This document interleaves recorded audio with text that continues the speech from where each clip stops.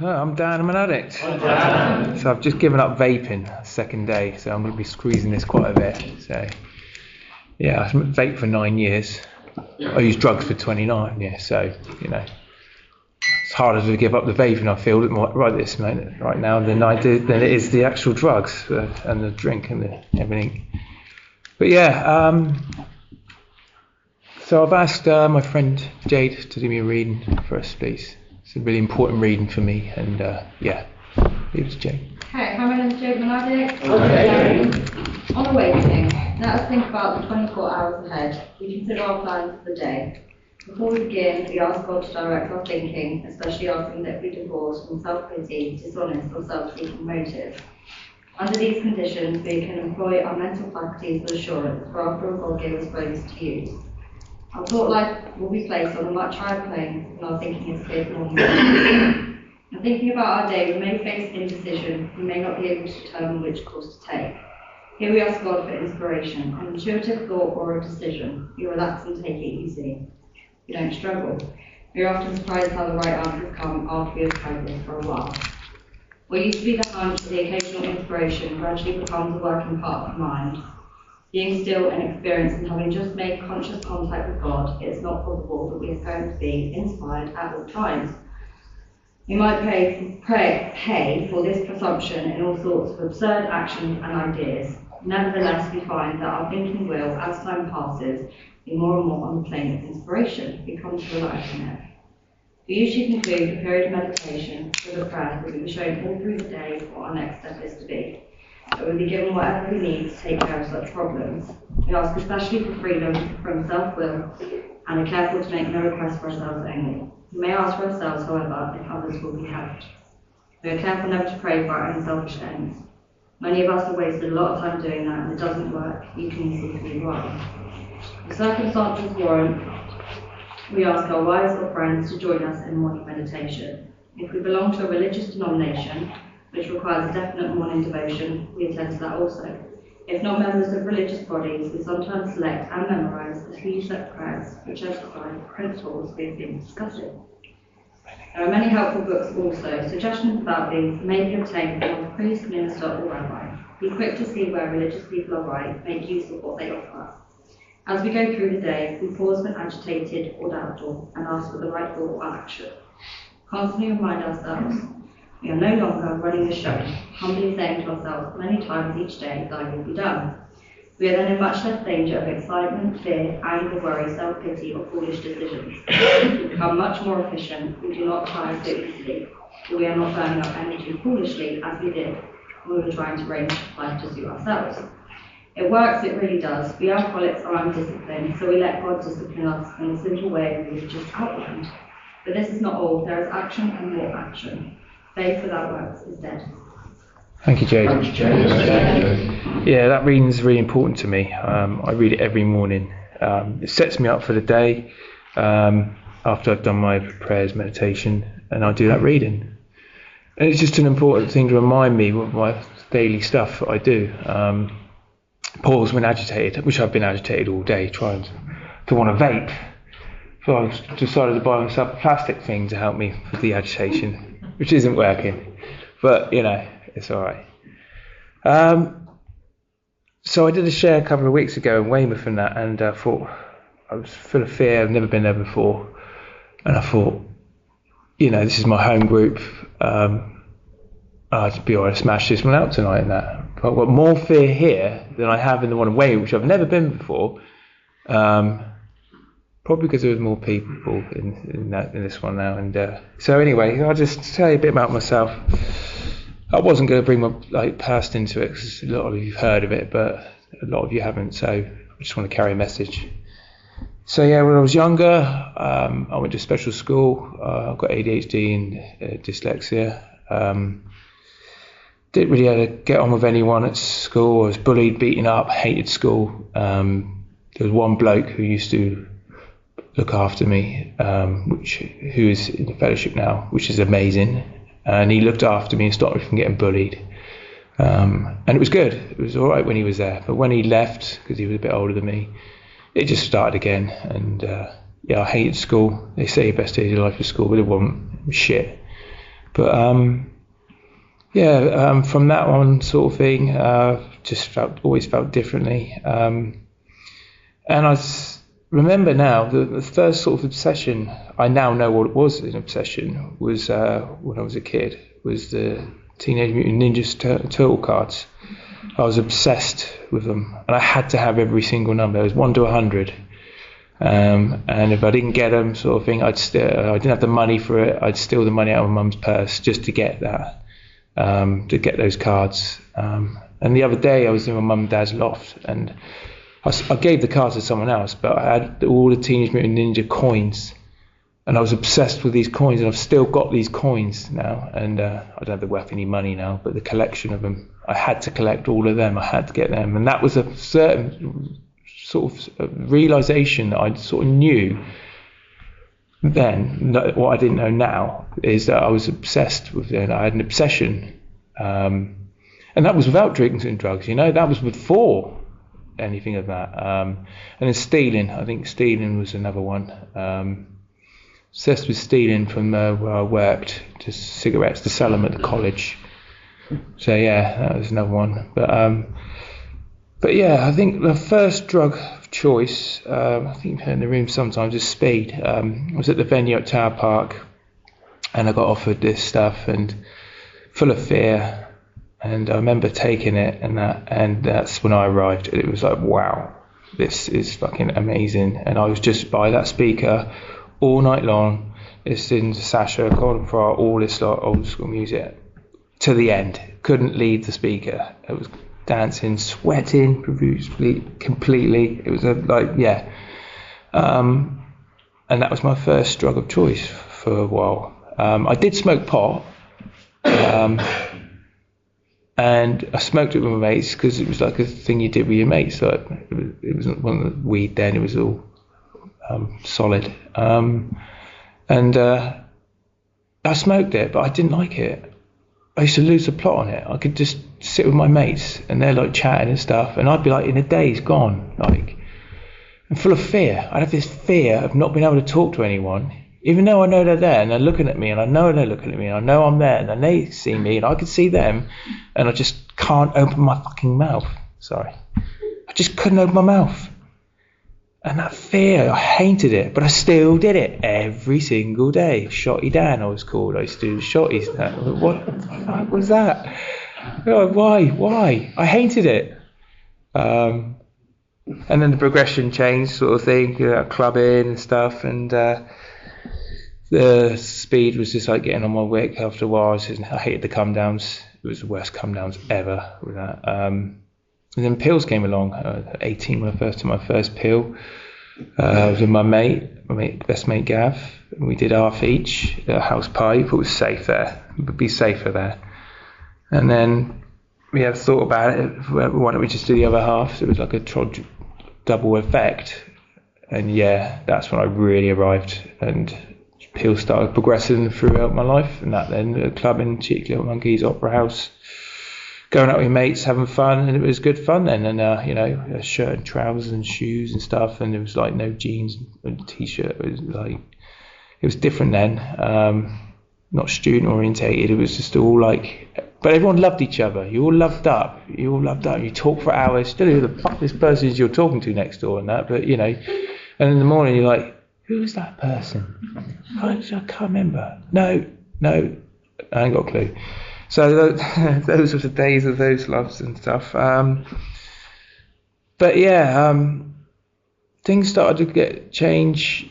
I think when I got a little bit, I think it was about 25. People started disappearing, like getting girlfriends and moving on, getting girlfriends getting pregnant and stuff. And I was like, I don't want to do that. I want to keep going. And it was a progression of trying other bits and pieces and stuff, and still loving the pills. And then the coke came along. That was it. Yeah. And I used to. I got my business together at the age of 27. Passed my driving test, and I was working, and I got my business together, and I finally became what I wanted to do, become a carpet fitter and that. And seeing this, working for this John, because I worked with fitters for about 3 or 4 years, and then finally got myself together. And when I was working with John Coon, I didn't know how sort of money I was going to earn then, and I remember the first check he gave me, and it was like £1,000 for a week's work, and I'm like, wow, this is amazing. So what do? I'll get some Coke. That's what we'll do. We'll get some Coke, celebrate, get some Coke and that. And that progression, I became a cokehead quite quickly.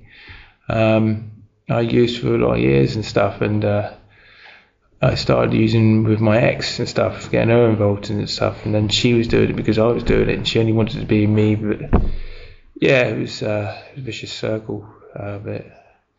And then I lost my driving license. I got 6 points in the first year, got revoked, split up with her 6 times. It's the first love of my life. Yeah, it was shit. Lost everything. Lost a girlfriend, lost a car, lost a van, lost my business. And then just went into a deep hole for a while, just for a long time actually. I think I was progressed on to about in my 30s. I was started like introduced to Meow Meow. It was an MCAT and the GHB and the MDMA and the ketamine and stuff. And I was doing those drugs with the younger people because I didn't care about myself. I really didn't want to be me anymore. I just didn't care. I was like Peter Pan, didn't want to grow up. I just wanted to be that young person on the pills, popping them all the time, and it was never like that. I just started to go downhill and hang around with younger people. One of my friends is here tonight. I used to sell to them, used to use with them and that, and I didn't understand. And then the MCAT started hurting my nose because it's like crystals. So I was like, well, what's another way of doing it? So we'd have the cocaine and the MCAT. And if you sniff the MCAT and then the cocaine, it was all right because it didn't hurt your nose, which was it. We nailed it, mastered it there, didn't we? That was another ex who introduced me to that. But then after a while, sort of thing, it was like getting bored and that, and someone introduced me to, they were injecting it, and I thought, I want to try that. And I thought I'd never do that. I'd never inject it. No, it's not me. I'm not like that, But I did, and I loved it. I loved it. The intense feeling. I can't explain the feeling. It was mad. And I got to the point where I was put myself on a heart monitor. I was in hospital for 6 hours, and I realised I had to do something. Then I realised that's when I was 33, that there's something wrong with me. What it is I don't know. Do I do know now? I got hold of another fellowship, and I went to the meeting and getting key rings and feeling good. Didn't want anyone's numbers because I thought they were all a bit weird, and he didn't look nice, or he looked a bit dodgy, and that one's smiling too much at me, and I don't really want to talk to you, but didn't know what the 12 steps were. I had no recollection, no idea. And then I was like feeling better, but I'd go to the pub and have a beer afterwards. That's all right, isn't it? Because I'm not drinking. Drinking's all right. It's not a drug, is it? Sort of thing in my head. And then I realised by getting the key was wrong, so I left. And for another 15 years, I just used. Put myself in hospital once when I was on GHB. So I did 150 ml with my friend Dan, and nearly killed myself on that. So that wasn't a good one. And I remember the last sort of few years of it was literally coke and crack. Another friend of mine who brought me into this room. If I wouldn't be here, one of them is here tonight. So I'm grateful for that person. And they are here now, which is good. But I used to use them. I used to use for 3 days in a row. And I remember we had a use up once in a friend's house flat. And we were just off for a sort of thing and that, and I thought, that's it, no more. Wake up in the morning, he's going to bring me some breakfast. That's all right. And I wake up and that, and he's got this pipe right next to me and that, and it's on this big massive crack pipe, and we're just starting all over again. And it's like, So I still didn't get it then, still didn't understand that. And then I realised eventually, 3 years ago, my last crack pipe was, I went to the pub. I always say this one, I went to the pub and thought I'll have a drink, because you're in the rooms, I'll have a drink, I won't get on it, because I want to celebrate the new year, without, remembering it and not being psychosis, not be able to talk to anyone. So I went to the pub, had a few beers, had a few more, and then got off the line of coke. Well, that was it, wasn't it? That was when the obsession obviously started again, not realising it. And then I went back to mine with some friends. They were doing coke in the front room, and I thought, good idea to buy another bag and wash it up, see what smoke's like. And that was it. On New Year's, I was just sat in my room celebrating the New Year in, full of psychosis, not being able to talk to him, and I just had enough. And then that was my friend, when my friend invited me to this meeting. And I haven't looked back since, but when I started, I had no idea what the hell I was doing. I thought, I'll come in these rooms, I'll get better, I'll get a couple of key rings, get a couple of ticks in the box, start feeling better, and I'll say, boom, gone. No, nothing like that. This program is a daily reprieve. But I didn't know that, but by getting a temporary sponsor, going through the work with them patiently, which was not easy, I started to see a change within me, and people seeing around me and feeling different, and I didn't want to not lose that feeling, and I realised I had to do the work. So I did do the work, got through it all, did like a year, thought I nailed it now. I just cut down on the work a little bit here and there and that. And I stopped doing all the bits and pieces I stopped doing. And then I came to this meeting at the other place it was, and I hated it. I didn't want to be there. I thought I was just fucking pissed off. Didn't want to be here. I hated the people. And I rang my sponsor and I said to her, I said, look, what's going on? I said, why am I feeling like this? He said, well, you're doing your prayers? Yeah. You're doing your reading? No. You're doing your meditation? No. I said, well, that's what it fucking is. You ain't doing anything. And that's what I realised. That on awakening, I read that page, and I still, every single day, do not stop reading that. And that's where I realised I had to do the work continuously. Because if I don't, will go out there. But I put my heart and soul into this. It's changed me a lot. Within the rooms, I've tried to fix myself, and we all do. And I hear it in the rooms and stuff, like feeling that void. And I did try and feel that void with women and stuff like that. And I've got myself a name and tried to make myself feel better. Tried to think I was going to find a woman in the rooms, for true love in the rooms. And when it was like, what was I doing? It wasn't until I got a new sponsor that I realised that I didn't need a woman in the room. I didn't need the drugs, didn't need the drink, don't need the gambling, I don't need the chocolate, and I don't need the woman. That's just me. That's just my thing. And I don't need the vape, even though I'm finding that pretty hard right now. And my life has changed. It has changed completely. I haven't got fear anymore. I can go out and go wherever I want. I've been abroad for the first time in my life. My mum gave me a complex when I was young, saying I never go abroad, you get killed abroad.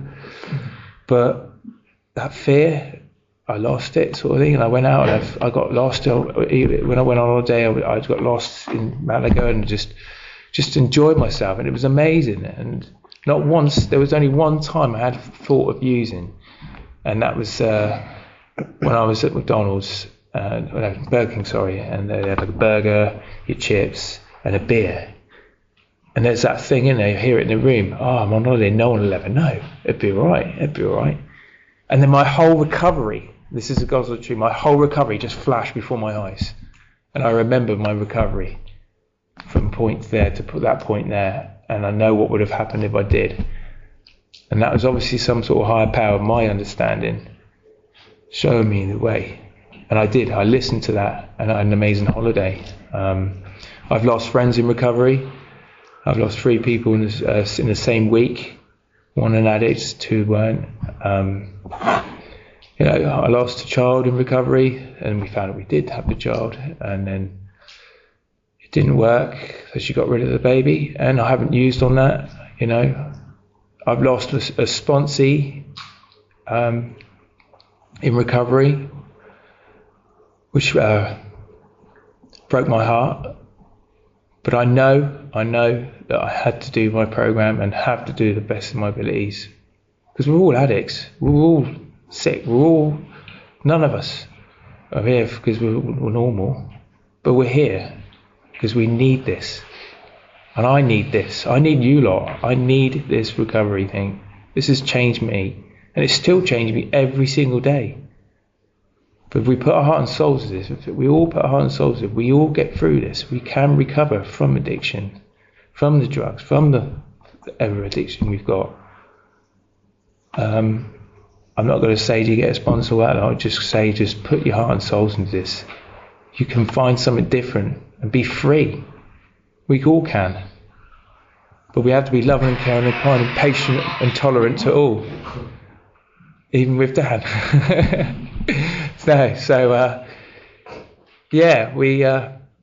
And I am loving and caring and patient and tolerant and kind to all. Not so much today because of my the vaping and stuff, but I have to put myself to the side and know that I can get through this one day at a time, because that's all we've got. I hope someone got something from that, and I'll leave it there.